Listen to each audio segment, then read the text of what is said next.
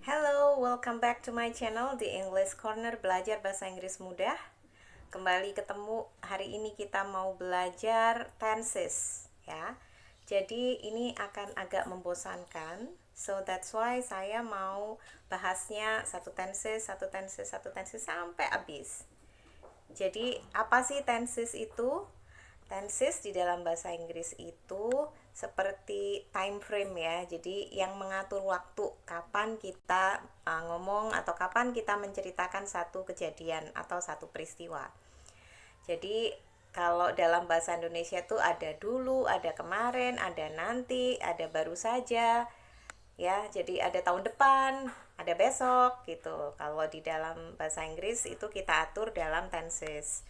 Kalau bahasa Indonesia kan nggak ada tenses ya. Jadi kalau kita mau ngomong sekarang ya sekarang, besok ya besok, nanti ya nanti, waktu itu ya sama aja aturannya, nggak ada strukturnya. Jadi kalau dalam bahasa Inggris itu diatur dalam rumus yang berbeda-beda. Tapi jangan khawatir, kita nggak akan belajar rumus yang membuat kita pusing seperti matematika. Penasaran kan? Yuk ikuti aja. Jadi pertama, di dalam bahasa Inggris itu tenses sebenarnya ada kelompok present dan kelompok past. Kelompok present ini segala sesuatu yang kita pakai untuk menceritakan saat ini, ya, at the present time, untuk saat ini. Dan past itu untuk menceritakan segala sesuatu yang sudah lewat atau sudah terjadi. Dalam kelompok present sendiri nanti ada present tense, present continuous atau present progressive, ada future dan ada present perfect, ada present perfect continuous juga. Sedangkan di kelompok past ada past tense, ada past progressive atau past continuous, ada past future, ada past perfect, ada past perfect continuous. Ada macam-macam ya, tapi kita akan satu persatu bahas nanti. Nah, hari ini kita hanya khusus membahas present tense, yaitu tenses yang kita gunakan untuk menceritakan segala sesuatu yang terjadi hari ini, khususnya pada fungsi daily routine, ya, daily routine atau rutinitas sehari-hari. Yang kedua, untuk menceritakan habitual action atau kebiasaan, ya. Kemudian berikutnya untuk menceritakan opini or opinion, pendapat.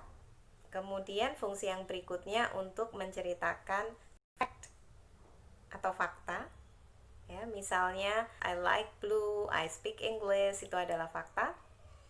Kemudian untuk menceritakan schedule atau jadwal kerja, jadwal belajar, jadwal sekolah dan lain-lain ya. Untuk menceritakan schedule.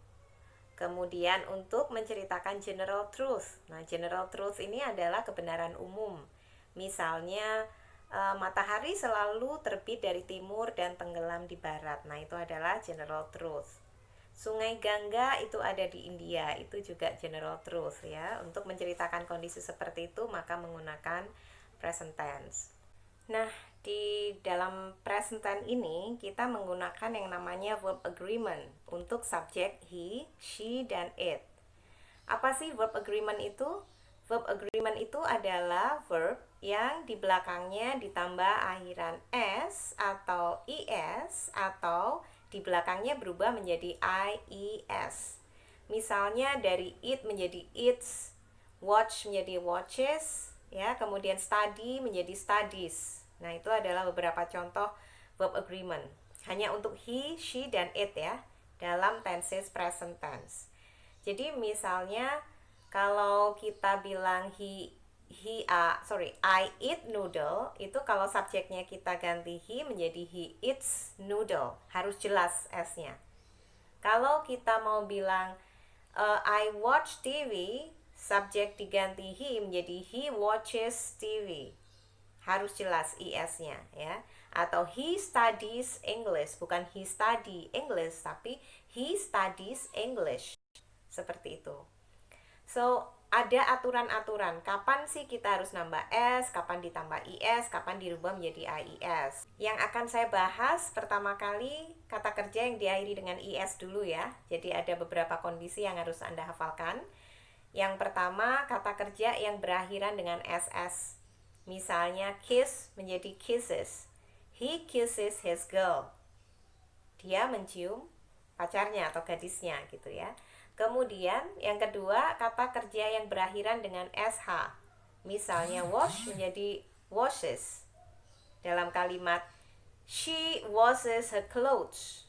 Bukan she wash, tapi she washes her clothes. Dia mencuci bajunya. Lalu yang ketiga adalah kata kerja yang berakhiran dengan ch. Misalnya watch. So dalam kalimat she watches the film. Bukan watch tapi watches. Dia melihat film. Kemudian kata kerja yang berakhiran dengan o. Misalnya go. Go menjadi goes. He goes to school. Mr. John goes to office. Kemudian kata kerja yang berakhiran dengan x. Misalnya my father fixes his bike. Fix itu memperbaiki. Ayahku memperbaiki sepeda. My father fixes his bike. Nah, sekarang untuk pengecualian di huruf Y atau Y dalam bahasa Inggris. Kalau ada kata kerja yang berakhiran dengan huruf Y ini, ada dua syarat. Apakah di depan Y ini huruf mati atau huruf hidup? Kalau di depan huruf Y ini adalah huruf mati, misalnya pada kata study, tulisannya adalah S-T-U-D-Y gitu kan, S-T-U-D-Y. Maka dirubah menjadi studies. Y di belakang dirubah menjadi I-E-S atau I-E-S dalam bahasa Indonesia. Study menjadi studies. He studies English. Tetapi kalau di depan huruf Y ini adalah huruf hidup atau vowel dalam bahasa Inggris, A, I, U, E, O ya, maka cukup ditambahkan S. Misalnya pada kalimat she lays on the bed. She lays, jadi L-A-Y-S gitu, ditambah S saja di belakang, tidak diganti menjadi I-E-S. Jelas ya? Oke, itu dulu yang kita pelajari hari ini, yaitu bagaimana membuat kalimat present tense, kemudian fungsi-fungsinya, dan juga aturan-aturannya. So, it's your turn to make your own version. Giliran Anda membuat versi Anda sendiri. Jika ada pertanyaan seperti biasa, tinggalkan pertanyaan Anda di kolom komentar. Saya akan jawab. Kemudian, next kita akan bahas di part 2. Thank you for watching. Have a nice day.